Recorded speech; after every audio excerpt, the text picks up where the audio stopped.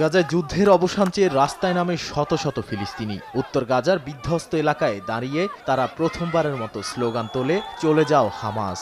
বিক্ষোভকারীদের ছত্রভঙ্গ করতে দেখা যায় মাস্ক পরা হামাস সদস্যদের।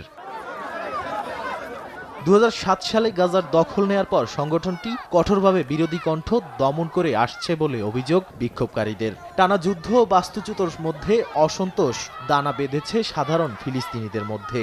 তবে হামাসপন্থী গ্রুপের দাবি, বিক্ষোভে অংশগ্রহণকারীরা বিশ্বাসঘাতক।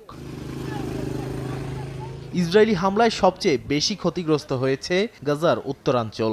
সংঘাত থেকে বাঁচতে বহুবার স্থানান্তরিত হয়েছেন বাসিন্দারা। গত জানুয়ারিতে সাময়িক যুদ্ধবিরতির পর তাদের অনেকে দক্ষিণাঞ্চল থেকে আবার উত্তরে ফেরেন। কিন্তু গেল ১৮ মার্চ থেকে নতুন করে ইসরায়েলি হামলায় পরিস্থিতি ফের জটিল হয়ে উঠেছে। গাজায় হামাসের শাসন, ইসরায়েলের হামলা সব মিলিয়ে ফিলিস্তিনিদের দুর্ভোগ চরমে পৌঁছেছে। এখন অনেক বাসিন্দাই চাইছেন শান্তি ও পরিবর্তন। নাদিম মারজান, সময় সংবাদ।